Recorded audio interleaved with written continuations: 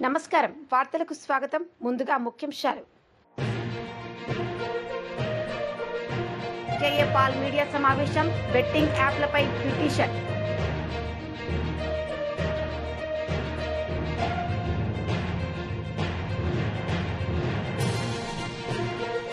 మాజీ మంత్రి బొత్స సత్యనారాయణ మీడియా సమావేశం, టీడీపీ నేతలపై ఫైర్. ముఖ్యమంత్రి నారా చంద్రబాబు నాయుడు అధ్యక్షతన 3వ జిల్లా కలెక్టర్ల సమావేశం జరిగింది. సందర్భంగా సీఎం చంద్రబాబు నాయుడు మాట్లాడారు. బాధ్యత మీ మీద ఉంటుంది. అది సెంట్రల్ ప్రాజెక్ట్ గానీ స్టేట్ ప్రాజెక్ట్ గానీ ownership is yours as district collector. అదే మరిగా పార్ట్ హోల్స్ ఫ్రీ రోడ్స్, దీన్ని కూడా చాలా క్లియర్ గా ఎక్కడ కూడా పార్ట్ హోల్ ఉండడానికి వీల్లేదనుకున్నాం. 20,000 కిలోమీటర్లు నాంది పలికాం. 95% పూర్తయినాయి. మిగిలినట్టు కూడా పూర్తి చేస్తాం. మిగిలిన రోడ్లు కూడా ఏ విధంగా చేయాలన్నా మళ్ళీ దానికి కూడా ఒక డైరెక్షన్ మీకు ఇస్తాం. సోలార్ రూఫ్ టాప్, ఇది గుర్తుపెట్టుకోవాలి. డెమోక్రటైజేషన్ ఆఫ్ పవర్ జనరేషన్, ఇది బిగినింగ్. దీనివల్ల 20 లక్షల మందికి ఈరోజు మనం సబ్సిడీ ఇస్తున్నాం. 200 యూనిట్లు. వాళ్ళందరికీ ఇది పెట్టగలిగితే ఫ్రీగా 200 యూనిట్లు వాడుకునే పరిస్థితి వస్తుంది. ఒకవేళ 150 వాడుకుంటే ఒక 100-120 యూనిట్స్ గ్రిడ్కి ఇస్తే ఎప్పుడు కావాలంటే ఇప్పుడు కరెంట్ ఇస్తాం. అదే సమయంలో ₹2.09 చొప్పున డబ్బులు కూడా ఇస్తాం. మెయింటెనెన్స్ కూడా వాళ్ళు చేసే పని ఏమి ఉండదు. వాళ్ళు చూసుకుంటే సరిపోతుంది. వాళ్ళ రూఫ్ టాప్ ఏదో ఉంటుంది, దాన్ని చూసుకుంటే సరిపోతుంది. మీటర్స్ అవన్నీ ఉంటాయి. సర్వీస్ అంతా కూడా అవుట్ సోర్సింగ్ ఏజెన్సీకి ఇచ్చాం. మీకు గైడ్ లైన్స్ ఉన్నాయి. దీన్ని ఎట్టి పరిస్థితుల్లో all collectors, it is your duty. ఇది ఒక కాంపిటేటివ్ స్పిరిట్ కూడా, ఇవన్నీ కూడా ఎవాల్యుయేట్ చేస్తాం. మీ పరిధిలో మీరు 20 లక్షల కుటుంబాలు మేము టార్గెట్ పెట్టాం. మీరు ఇంకా చేయగలిగితే ఫస్ట్ కమ్ ఫస్ట్ సర్వ్డ్ కింద మీరు ముందుకు పోయే పరిస్థితి వస్తుంది. గవర్నమెంట్ ఆఫ్ ఇండియా కూడా దీనికి ఈ గైడ్ లైన్స్ తో ముందుకు పోతున్నాం. ఇంకో పక్కన విద్యాశాఖలో చాలా మార్పులు తీసుకొస్తున్నారు. అవన్నీ కూడా మీరు అడాప్ట్ చేసుకోవాలి. ఒక చిన్న మేము ఒక మెసేజ్ ఇస్తే ఏదైతే డ్రింకింగ్ వాటర్ అవర్లీ గంట కొట్టమన్నాం స్కూల్స్ లో, ఊరికి ఒక ఐడియా కోసం, దాన్ని కూడా ట్రాక్షన్ వచ్చే పరిస్థితి వస్తుంది. ఈరోజు స్కూల్స్ లో చాలా వరకు మోడిఫికేషన్ తీసుకొస్తున్నారు. అవన్నీ కూడా అడాప్ట్ చేసుకొని మీరు ముందుకు పోవాలి. రెండోది, డిప్యూటీ సీఎం గారు ఆధ్వర్యంలో ఉండే ఈ నరేగా, దాని మీద కూడా మీరు శ్రద్ధ పెట్టాలి. మొన్నే మనం చూసాం 4,000 కోట్లు 40,000 వర్క్లు స్టార్ట్ చేశాం పల్లె పండుగ కింద. అవి చాలా వరకు పూర్తయిన, అవన్నీ కంప్లీట్ చేసి మళ్ళా మనం ముందుకు పోవాల్సిన అవసరం ఉంది. అదే మరికి ఇప్పుడు నేను మీ అందరికీ ఒకటే చెప్తున్నా, ఆల్ కలెక్టర్స్ మీ పరిధిలో pre monsoon, post monsoon. Pre monsoon కి -8 మీటర్స్ లో వాటర్ ఉండాలి. పోస్ట్ మాన్సూన్ +3 మీటర్స్ వాటర్ ఉండాలి. 5 మీటర్లే డ్యూరింగ్ ది సీజన్ మనం వాడుకునే పరిస్థితి ఉండాలి. This is the principle. దీనిపైన నాలా యాక్ట్ తీసుకొచ్చాం. నాలా కాకుండా ఒకప్పుడు ప్రోబేటరీ యాక్ట్ ఒకటి తీసుకొచ్చి ఏ ప్రాంతంలో కూడా దీనికంటే వాటర్ వాడకూడదు, బోర్లు ఇచ్చేదాన్ని కూడా రిస్ట్రిక్ట్ చేసాం. ఇవన్నీ పెట్టాం. కాబట్టి ఇది అక్కడుండే ఫారెస్ట్ ఏరియా కానీ అన్ని కూడా మీరు చేసుకొని ఇది కూడా మీరు చేయాల్సిన అవసరం ఉంది. ఇవి కాకుండా ఈరోజు మీరు ఎవ్రీ డిస్ట్రిక్ట్ కలెక్టర్ మీరు గుర్తుపెట్టుకోవాల్సింది, ఇప్పుడు అరకు కాఫీ చూశారు. One of the best brand. Small idea, ఇప్పుడు పుట్టింది కాదు, 2.5 decades ముందు ప్రారంభించాం. అరకు కాఫీని ప్రమోట్ చేయాలనుకున్నాం. ఆ తర్వాత నాంది ఫౌండేషన్ దాన్ని ప్యారిస్ లో ఒక షాప్ పెట్టారు. ఆ నాంది ఫౌండేషన్ కూడా ఆ రోజుతోనే క్రియేట్ చేశాం, ఒక వాలంటరీ ఆర్గనైజేషన్. దానివల్ల ఈరోజు దేశం మొత్తం, ప్రపంచం మొత్తం అరకు కాఫీ ఒక బ్రాండ్ గా తయారయ్యే పరిస్థితి వచ్చింది. ఇప్పుడు నేచురల్ ఫార్మింగ్ ఉంది. సేమ్ థింగ్, వీఆర్ నెంబర్ 1 ఇన్ ది వరల్డ్.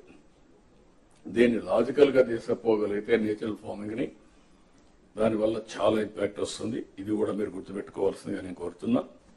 అదే సమయంలో వచ్చే నెల అసెంబ్లీ సమావేశంలో మాజీ మంత్రి ఎమ్మెల్యే కేటీఆర్ పాల్గొన్నారు. ఈ సందర్భంగా ఆయన ప్రసంగించారు. ఆ రామప్ప దేవాలయానికి కూడా మా ప్రభుత్వం ఉన్నప్పుడే అధ్యక్ష, కేంద్ర ప్రభుత్వంతో అదేవిధంగా యునెస్కోతో మేము విపరీతమైన ప్రయత్నం చేసి చివరికి యునెస్కో గుర్తింపును కూడా మొట్టమొదటి ప్రపంచ హెరిటేజ్ సైట్ అధ్యక్ష మన రాష్ట్రంలో యునెస్కో హెరిటేజ్ గుర్తింపు తెచ్చింది కూడా ఆనాటి టీఆర్ఎస్ ప్రభుత్వం. మంత్రి గారు మర్చిపోకూడదని చెప్పి నేను గుర్తు చేస్తా ఉన్నాను. మంత్రి గారు అధ్యక్ష చెప్తా ఉన్నారు, మీరు ఏం చేయలేదు 10 ఏళ్ళు అన్నట్టు చెప్పారు అధ్యక్ష. అధ్యక్ష టూమ్స్ అధ్యక్ష, ఇక్కడ హైదరాబాద్లో కులీ కుతుబ్ షా టూమ్స్, వాటి రెస్టోరేషన్లో ప్రభుత్వంతో పాటు ఆగాఖాన్ ఫౌండేషన్ సహకారం తీసుకొని ఆ టూమ్స్ అన్నింటినీ కూడా రిస్టోర్ చేసింది ఆనాటి కేసీఆర్ గారి ప్రభుత్వం. వారు యాదాద్రి టెంపుల్ టూరిజం గురించి చెప్పారు, యాదగిరి గుట్ట గురించి. అధ్యక్ష యాదాద్రి టెంపుల్ ఇవాళ అంత అద్భుతంగా కట్టిందైతే మరి కేసీఆర్ గారి ప్రభుత్వమే కదా అధ్యక్ష. టెంపుల్ టూరిజం, రిలీజియస్ టూరిజం అంటే మరి ఇవాళ మీరు దాన్ని ముందుకు తీసుకుపోండి, కానీ ఏం చేయలేదన్నాము తప్ప అధ్యక్ష. అధ్యక్ష ఇంకొక మాట అధ్యక్ష, వారు అన్నారు హైదరాబాద్ సంబంధించి కూడా టూమ్స్ ఒకటే కాదు అధ్యక్ష మేము చేసింది. ఇక్కడ పక్కనే మన అసెంబ్లీ పక్కనే మన మోజంజాహి మార్కెట్. చిన్నప్పటి నుంచి నేను ఇక్కడే చదువుకున్నాను అధ్యక్ష, హ్యాబిట్స్లో నేను ఆ పక్కన కూడా ఉండేవాను. ఆ మోజంజాహి మార్కెట్ని ఇలా అద్భుతంగా బ్రహ్మాండంగా తీర్చిదిద్దింది హెచ్ఎండి ఆధ్వర్యంలో, Quli Qutub Shah urban development authority ఆధ్వర్యంలో మా ప్రభుత్వం అధ్యక్ష. ఒక్క మోజంజాహి మార్కెటే కాదు, అక్కడే మురిగి చౌక్ అని ఉంటుంది అధ్యక్ష. ఓల్డ్ సిటీలో మురిగి చౌక్ని, మీరాలం ట్యాంక్ని, ఒకటి కాదు అధ్యక్ష, ఓల్డ్ సిటీలో చాలా వారసత్వ సంపదను కూడా రిస్టోర్ చేసింది మా ప్రభుత్వం అధ్యక్ష. అధ్యక్ష టూరిజంలో చాలా రకాలు ఉంటుంది, మంత్రి గారు చెప్పారు. రిలీజియస్ టూరిజం ఉంటుంది, స్పిరిచువల్ టూరిజం ఉంటుంది, ఈకో టూరిజం ఉంటుంది, మెడికల్ టూరిజం ఉంటుంది, అడ్వెంచర్ టూరిజం ఉంటుంది. ఈ అన్నింటిలో కూడా మా ప్రభుత్వం ప్రయత్నం చేసింది అధ్యక్ష. అధ్యక్ష ఇవాళ వారు చెప్తున్నారు రంగనాయక్ సాగర్ అన్నారు, కొండపోచమ్మ సాగర్, మల్లన్న సాగర్, ఇవన్నీ కడితేనే కదా అధ్యక్ష ఇవాళ అక్కడ మీకు టూరిజంకి స్కోప్ ఉంది. అవన్నీ కట్టింది కాళేశ్వరం ప్రాజెక్టులో భాగంగా. ఆ సాగర్ల నిర్మాణాలు, ఆ జలాశయాల నిర్మాణాలు చేయడమే కాకుండా అక్కడ టూరిజం కోసం డబ్బులు కూడా కేటాయించింది కేసీఆర్ గారి ప్రభుత్వం కాదా, వారిని చెప్పానండి అధ్యక్ష. సంస్కృతి గురించి వారు చాలా విస్తారంగా చెప్పారు. ప్రపంచ తెలుగు మహాసభల అధ్యక్ష, భారత రాష్ట్రపతి గారితో సహా అందరినీ కూడా భారతదేశ ప్రముఖులందరినీ ఆహ్వానించి ప్రపంచ తెలుగు మహాసభలు నిర్వహించిన ఘనత కూడా కేసీఆర్ గారి ప్రభుత్వం అనేది కూడా నేను వారికి గుర్తు చేస్తా ఉన్నా అధ్యక్ష. అధ్యక్ష ఒక మహాసభలే కాదు అధ్యక్ష, గ్లోబల్ ఆంటర్ప్రినర్షిప్ సమిట్ ఆనాడు ప్రధానమంత్రి నరేంద్ర మోడీ గారు, ఇవాంకా ట్రంప్ గారు వారందరూ వచ్చినప్పుడు 2017లో ఆనాడు మంత్రి గారు కూడా ఉన్నారు, ఇక్కడ మంత్రిగా ఉన్నారు, అక్కడ మంత్రిగా ఉన్నారు మాతో పాటు. అప్పుడు గ్లోబల్ ఆంటర్ప్రినర్షిప్ సమిట్ కూడా నిర్వహించాం అధ్యక్ష. బుద్ధవనం అధ్యక్ష మా నాగార్జున సాగర్ లో జానారెడ్డి గారు ప్రారంభిస్తే దాన్ని మేము పూర్తి చేసి ఇనాగరేట్ చేసి ఇవాళ జాతికి అంకితం చేసి 200 ఎకరాల పైచిల్క్ అధ్యక్ష. అక్కడ మరి స్పిరిచువల్ టూరిజంలో భాగంగా బుద్ధవనాన్ని కూడా పూర్తి చేసింది కేసీఆర్ గారి ప్రభుత్వం అధ్యక్ష. అంతెందుకు అధ్యక్ష, మంత్రి గారు సొంత నియోజకవర్గం కొల్లాపూర్లో కూడా, ఆయన ఎంతసేపు సిరిసిల్ల సిద్దిపేట అంటున్నారు, కొల్లాపూర్లో కూడా అధ్యక్ష సోమశిలలో నేను మంత్రి గారు పోయి స్వయంగా ఆనాడు ప్రారంభోత్సవం చేసినాం అధ్యక్ష. అక్కడ బ్రహ్మాండంగా టూరిజం కోసం అక్కడ రిసార్ట్లు కట్టి, వాటర్ ఫ్రంట్ లో బ్రహ్మాండమైన కాటేజీలు కట్టి వాటిని కూడా పూర్తి చేసింది కేసీఆర్ గారి ప్రభుత్వం అధ్యక్ష. వరంగల్లో కాలోజీ కళాక్షేత్రం అధ్యక్ష, ఇప్పుడు వారు చెప్పారు మంత్రి గారు పూర్తి చేశామని. 95% మేము పూర్తి చేసినాం సార్, ఒక 5% ఇక మరి పప్పంతా ఉడికినాక ఉప్పు వారు వేసినారు, గంట కలిపేసినారు, ఇప్పుడు మేము చేసినామని చెప్తున్నారు, సంతోషం అధ్యక్ష. అధ్యక్ష నేను ఒకటే అడుగుతా ఉన్నా అధ్యక్ష, నేను మంత్రి గారి నుంచి సూటిగా స్పష్టంగా అడిగేది ఒకటే అధ్యక్ష. ఇక్కడ డాక్టర్ బాబాసాహెబ్ అంబేద్కర్ విగ్రహం అధ్యక్ష, భారతదేశంలోనే కాదు ప్రపంచంలోనే అతిపెద్దదైన బాబాసాహెబ్ అంబేద్కర్ విగ్రహం 125 అడుగుల విగ్రహాన్ని పెట్టాం అధ్యక్ష. మరి ఎందుకు అది టూరిజం సర్కిట్ లో పెట్టడం లేదు? ఎందుకు అక్కడ తాళాలు పెట్టి ఎందుకు ఆయనను బందీగా పెడుతున్నారు? ఈ ఏప్రిల్ 14th కన్నా కనీసం తెరుస్తారా? వివిధ రాష్ట్రాల నుంచి వస్తున్నారు, ఇవాళ అంబేద్కరైట్స్ ఉంటారు, వాళ్ళందరూ వస్తున్నారు, మరి వాళ్ళకు కూడా అదొక పర్యాటక కేంద్రంగా మారింది. ఎందుకు డాక్టర్ బాబాసాహెబ్ అంబేద్కర్ గారిని బందీగా సంఖ్యలలో పెడుతున్నారు మంత్రి గారు చెప్పాలి. అదేవిధంగా తెలంగాణ అమర జ్యోతి అధ్యక్ష, తెలంగాణ అమరవీరులకు చిహ్నంగా మనం కట్టుకున్నాం, దాన్ని కూడా ఇంతవరకు డెవలప్ చేయట్లేదు, దాన్ని కూడా దయచేసి కన్సిడర్ చేయండి అధ్యక్ష. ఒక కంప్లీట్ చేస్తున్నా అధ్యక్ష, సబ్జెక్టే మాట్లాడుతాను అధ్యక్ష. తెలంగాణ కవులు కళాకారులు గోరేటి వెంకన్న గారు మహబూబ్నగర్ జిల్లాకు సంబంధించిన ప్రజా కవి, అదేవిధంగా దేశపతి శ్రీనివాస్ గారు, అదే మాదిరిగా రసమై బాలకృష్ణ గారు, వీరందరినీ కూడా చట్టసభలకు తీసుకొచ్చింది కేసీఆర్ గారు కాదా అధ్యక్ష? అధ్యక్ష నేను వారిని మంత్రి గారిని అడుగుతా ఉన్నా అధ్యక్ష, స్పష్టంగా క్లారిఫికేషన్.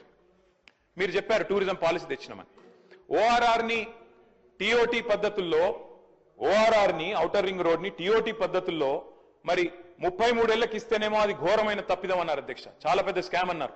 మరి నేను అడుగుతా ఉన్నా మంత్రి గారిని, మీ టూరిజం పాలసీలో చెప్తున్నారు 99 ఏళ్లకు ప్రైవేట్ వ్యక్తులకు లీజ్ ఇస్తామని చెప్పి మీ టూరిజం పాలసీలో పెట్టినారు. మాజీ మంత్రి పేర్ని నాని మీడియా సమావేశం నిర్వహించారు. సందర్భంగా పలు అంశాలపై ఆయన మాట్లాడారు. ఎవరెవరో పేర్లు ఉటంకిస్తూ వాళ్ళ ద్వారా వేల కోట్ల రూపాయలు దేశాలు దాటి వెళ్ళిపోయినాయి అని చెప్పని, అంటే వీటన్నిటికీ విషం చిమ్ముతూ చంద్రబాబు నాయుడు గారి గూట్లో చేరినటువంటి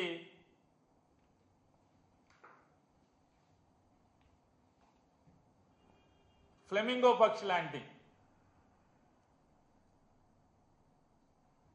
ఈ పెద్ద మనిషి గారు గూడు మారాడు, కొత్త గూడులో చేరి చంద్రబాబు చెప్పినట్టుగా చిలక పలుకులు పలుకుతున్నారు లోక్సభలో. వాస్తవాలు మాట్లాడితే ఎవరికి ఇబ్బంది ఉండదు, కానీ చంద్రబాబు నాయుడు మెప్పు కోసం ఈ రకమైనటువంటి విషం చిమ్మే కార్యక్రమం జగన్మోహన్ రెడ్డి గారిని ఏదో రకంగా రాజకీయంగా నిందలు వేద్దామని చెప్పని, తద్వారా ప్రజలలో జగన్మోహన్ రెడ్డి గారి యొక్క నాయకత్వాన్ని తగ్గిద్దామనేటువంటి తప్పుడు కుట్రలో భాగమే ఈ లావు శ్రీకృష్ణ గారి చిలక పలుకులు అనేది ఇవాళ మనందరికీ అర్థమవుతున్నాయి. ఆయన ఏ గూడు నుంచి ఏ గూడుకి మారినా ఏదో ఒకటి ఇవాళ ఒక 21 మంది లోక్సభ సభ్యులకి నాయకత్వం వహించేటువంటి లావు శ్రీకృష్ణ గారు తనకున్నటువంటి అధికారాన్ని లేదా భగవంతుడు పల్నాడు ప్రజలు ఇచ్చినటువంటి ఆ గొప్ప అవకాశాన్ని ఆంధ్రప్రదేశ్ రాష్ట్రంలో విశాఖ ఉక్కు ఫ్యాక్టరీని బతికించేదానికి మైక్ను వాడడం, తనకున్న అవకాశాన్ని వాడడం, లేదా పోలవరం ప్రాజెక్టుకి అరకొర నిధులు కాదయా, సంపూర్ణమైనటువంటి భూసేకరణతో సహా నిర్వాసితులకి చెల్లించాల్సినటువంటి డబ్బులతో సహా తక్షణం చెల్లించండి అని నిలదీసేదానికి లోక్సభలో పల్నాడు ప్రజలు తనకి ఇచ్చినటువంటి మైక్లో మాట్లాడే అవకాశాన్ని ఆయన వాడుకోడు. లేదా ఈ ఆంధ్ర రాష్ట్రానికి మరీ ప్రత్యేకించి సాగు కోసం, తాగునీటి కోసం ఇబ్బందులు పడుతున్నటువంటి రాయలసీమ లిఫ్ట్ ఇరిగేషన్ని అధికారికంగా లేదా కేఆర్ఎంబి ఇచ్చినటువంటి స్టేని ఎత్తివేయటం కోసం పల్నాడు ప్రజలు ఇచ్చినటువంటి అధికారాన్ని తన మైకు వాడడం, లేదా ఈ మధ్యకాలంలో మనం చూస్తున్నాం జనాభా నియంత్రణ అనేది ప్రభుత్వం ప్రజలకి నూరిపోయటం వల్ల ఈ దేశ శ్రేయస్సుని కాంక్షించి దక్షిణ భారతదేశంలోని ప్రజలందరూ కూడా జనాభా నియంత్రణ కోసం కంకణబద్దులై ఆనాటి ప్రభుత్వం చెప్పిన లక్ష్యాన్ని ఆచరణలో పెడితే దాన్ని సాకుగా ఇవాళ బీజేపీ లీడర్ కోసం వెంకటేశ్వర్లు మీడియా సమావేశం నిర్వహించారు. ఈ సందర్భంగా ఆయన మాట్లాడారు. ఇది పార్టీని బదనాం చేస్తారని చెప్పేసి ఎంతమంది చెప్పినా కానీ ఆయనకు మంత్రి పదవి ఇవ్వలే. ఆ మంత్రి పదవి ఇయ్యంది కూడా అబద్ధమేనా? దొంగ నోట్ల వ్యవహారాన్ని దారి మళ్లించడం కోసం తెలంగాణ ఉద్యమం అనే ఒక దానికి తెరలేపి స్టార్ట్ చేసి పార్టీ పెట్టింది నిజం కాదా అనేటువంటి విషయం స్పష్టం చేయదలుచుకున్నాం. కేసీఆర్ దొంగ నోట్లు ముద్రించడం, దొంగ పాస్పోర్ట్లు చేయడం, అక్రమంగా మహిళలను విదేశాలకు పంపే వ్యవహారం మేమంటున్నది కాదు. అసెంబ్లీలో చర్చ జరిగింది, బయట చర్చ జరిగింది, కేసులు కూడా నమోదైనాయి. కాంగ్రెస్ పార్టీ ఎందుకు? కాంగ్రెస్ పార్టీ ఇవాళనేమో మళ్ళీ గుడుగుడు గుంచెం గుండె రాగమని ఇద్దరు కలిసి తిరుగుతున్నారు. ఇది తమిళనాడుకు, తర్వాత స్టాలిన్ని కలిపి KTR, Congress party, BRS party, DMK, CPM అందరు కలిసి తిరుగుతూ ఉన్నారు. ఆ రోజు ఎందుకు కాంగ్రెస్ పార్టీ పెద్ద ఎత్తున ధర్నా చేసిందని చెప్పేసి మేము అడుగుతా ఉన్నాం. దొంగ నోట్ల మంత్రి కేసీఆర్ను బర్తరఫ్ చేయాలని కాంగ్రెస్ పార్టీ ధర్నా చేసింది, దాన్ని మర్చిపోయిర్రా అని చెప్పేసి అడుగుతా ఉన్నాం. దానికి సంబంధించినటువంటి క్లిప్పింగ్స్ కూడా ఒకటి మీకు మేము చూపించేటువంటి ప్రయత్నం చేస్తాం. అన్నీ ఒకటేసారి చూపిస్తాం. కేసీఆర్ ఎట్లా అంటాడో, దొంగనో కాదో, ముద్రించిండో ముద్రించలేదో దొంగ నోట్లు, కాచిగూడలో కేసు నమోదైందని చెప్పినటువంటి విషయాన్ని కూడా ఇప్పుడు మేము ఆర్ఎస్ ప్రవీణ్ గారు అన్న విషయాన్ని కూడా ఇప్పుడు మేము ముందర చూపిస్తాం. ఇప్పుడు మీకు అధికారం ఇచ్చి, మీకు ఎమ్మెల్సీ ఒకటి తాయిలం ఇచ్చి, నీకు మంచి పోస్ట్ ఇస్తామని చెప్పేసి అనగానే ఇద్దరు భుజాలు జరుచుకొని వచ్చి నోటుకొచ్చి మాట్లాడుతూ ఉన్నారు. కేసీఆర్ గురించి అప్పుడేం చెప్పిర్రో ఇప్పుడేం చెప్తుర్రో ఆ విషయాన్ని మేము ముందర స్పష్టం చేయదలుచుకున్నాం. ఇది ఒకటే కాదు, కేసీఆర్ అవినీతి ఇవాళ మొదలైంది కాదు, తెలంగాణ ఉద్యమంతో మొదలైంది కాదు, ఆయన కాంగ్రెస్ పార్టీలు ఉన్నప్పటి నుంచే మొదలైంది. కాంగ్రెస్ పార్టీలో యువజన కాంగ్రెస్ రాష్ట్ర ఉపాధ్యక్షుడిగా పనిచేసిండు. అప్పుడు ఆయనకు అధ్యక్షుడిగా పనిచేసిన వాళ్ళు ఎవరంటే వి హనుమంతరావు గారు. ఈ దొంగ నోట్ల కేసు, పాస్పోర్ట్ల కేసు ఆ రోజు ఉన్నదని చెప్పేసి వి హనుమంతరావు గారే అప్పుడు ఆల్ ఇండియా యువజన కాంగ్రెస్ అధ్యక్షుడు గులాబ్ నబీ ఆజాద్ గారు ఉన్నారు. ఆయనకు ఫిర్యాదు చేసినటువంటి విషయం వాస్తవం కదా.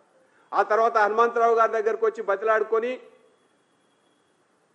నాకు కొన్ని రోజులు సమయం ఇయ్యి, నేను అన్నింటినీ తేల్చి చెప్తా అని చెప్పి అప్పుడు ఒకసారి హనుమంతరావు గారిని మోసం చేసి మళ్ళీ టీడీపీలో చేరినటువంటి విషయం వాస్తవం కాదా? ఇది హనుమంతరావు గారిని అడిగితే పూస కూర్చున్నట్టు చెప్తాడు. నువ్వు టీడీపీలో చేరింది వాస్తవం కాదా? తెలంగాణ ఉద్యమం మొదలుపెట్టింది వాస్తవం కాదా?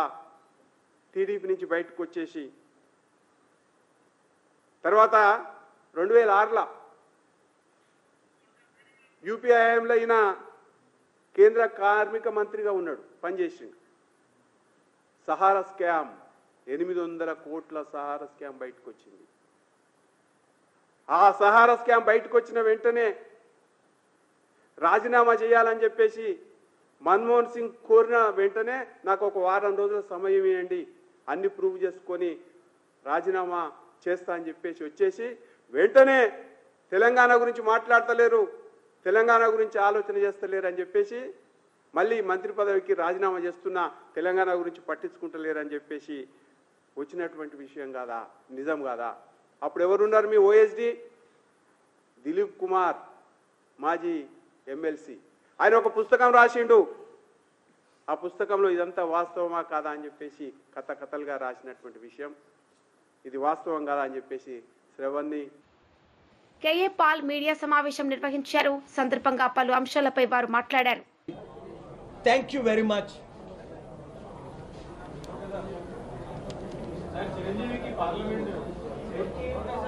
ఈరోజు నేను సుప్రీంకోర్టులో most powerful public interest litigation file చేసి డిమాండ్ చేసిన 16 ప్రేయర్స్లో కొన్ని ప్రేయర్స్ చెప్తాను. నెంబర్ 1, ఎవరైతే ఈ గేమింగ్ యాప్స్ని దేశంలో విదేశాల్లో వాడుతూ ఆడుతూ కోట్ల రూపాయల అప్పులు చేస్తూ ఇప్పటికి కొన్ని లక్షల మంది చనిపోయారు. మేజర్ మీడియాలో తెలంగాణలోనే 978 మంది చనిపోయారని మనందరం చదువుతున్నాం, చూస్తున్నాం, వింటున్నాం. దీనికి కారణం ఎవరు? నెంబర్ 1, సెంట్రల్ గవర్నమెంట్కి డైరెక్ట్ చేసి పార్లమెంట్లో బిల్లు పెట్టి గవర్నమెంట్కి 7,000 కోట్లు ఎక్కువైతే 14,000 కోట్లు ఇన్కమ్ వస్తుందని పార్లమెంట్లో బిల్లు పెట్టకుండా ఆడుతున్న డ్రామాలు ఈరోజు పెద్ద member of parliament ruling party number 2 today పార్లమెంట్లో నేను క్వశ్చన్ రైజ్ చేస్తానని 35 నిమిషాలు నా మీటింగ్లో వాగ్దానం చేశాను. 2 పార్లమెంట్లో బిల్లు పెట్టినప్పుడు ఆఫ్ ద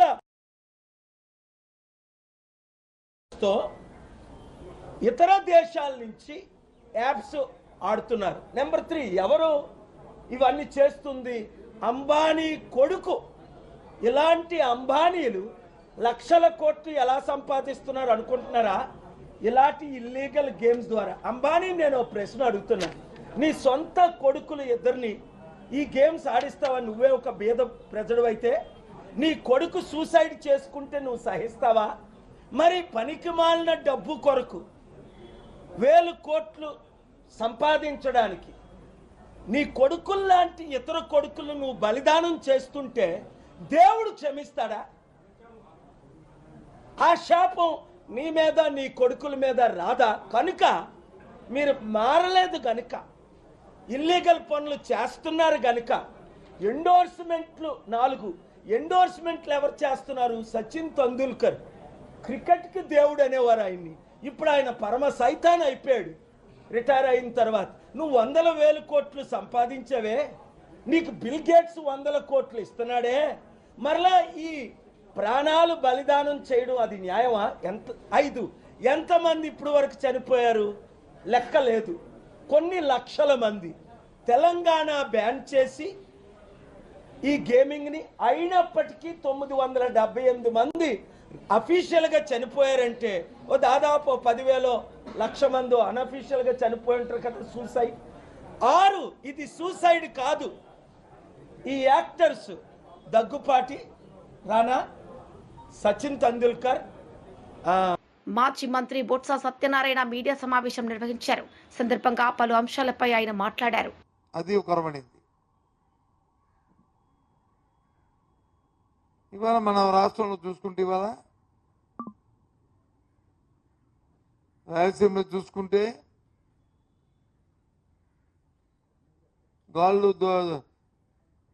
గాలులతోని రాయలసీమలో ఏదైతే ఆర్డర్ పంట ఉందో ఆర్డర్ పంట వచ్చి నెలకొరడమే కాకుండా పండిన పంటకి గిట్టుబాటు ధర లేదు.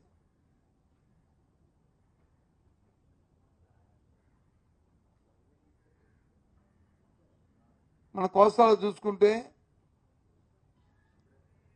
మిర్చి ఇవాళ కూడా రైతులు ధనాలు చేశారు యార్డుల్లో.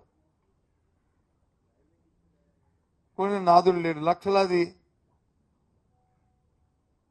మరి బస్తాలు వచ్చి ఆ మార్కెట్ యార్డుల్లో ఉంటున్న పరిస్థితి, ఏం చేయాలో తెలియని పరిస్థితి.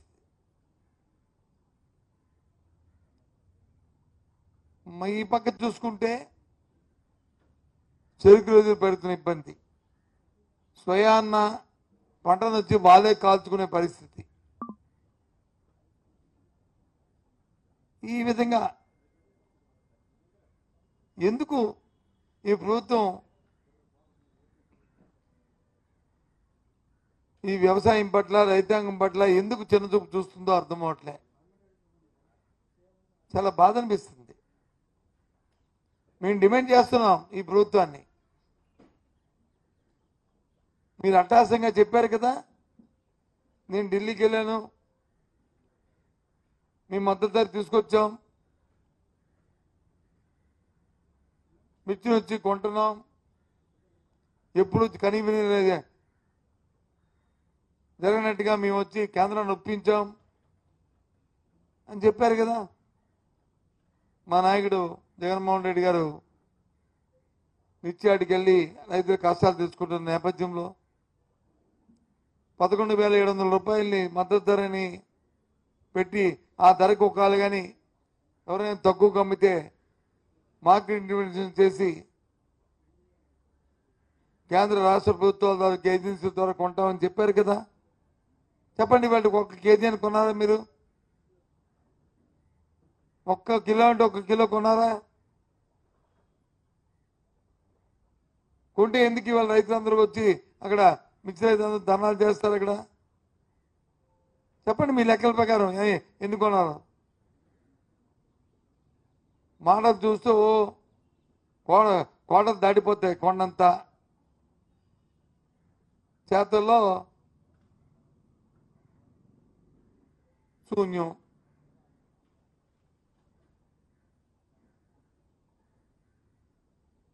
చూసాం మన ప్రాంతంలో ఉన్నది చెరుకుకి సంబంధించి షుగర్ ఫ్యాక్టరీ, మనం చూడదాం షుగర్ ఫ్యాక్టరీ. ఆ రోజు ప్రత్యక్షంగా పోయాం, చూసాం. అప్పటికే 70,000 టన్నులు చెరుకుని క్రష్ చేసింది. ₹1 కూడా ఇవ్వలేదని చెప్పారు, జీతాలు ఇవ్వలేదని చెప్పారు, పాత బకాయిలు ఇవ్వలేదని చెప్పారు. కానీ ఏంలే, ఇస్తాం అటాసంగా మన్నాడు ఇస్తామని ప్రకటించారు. ఇవాళకి 89,000 టన్నులు వచ్చి క్రషింగ్ అయింది.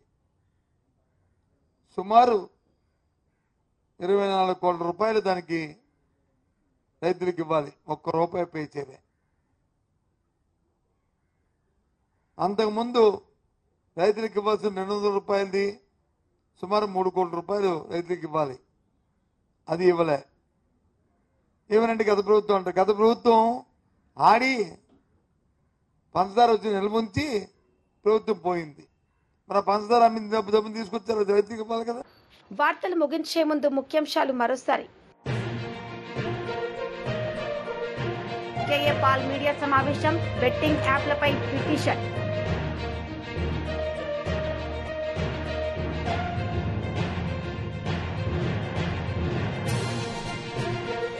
మాజీ మంత్రి బొత్స సత్యనారాయణ మీడియా సమావేశం, టీడీపీ నేతలపై ఫైర్. ఈ వార్తలు ఇంతటితో సమాప్తం. తిరిగి ప్రసారమయ్యే వార్తల్లో మళ్ళీ కలుద్దాం. అంతవరకు సెలవు. నమస్తే.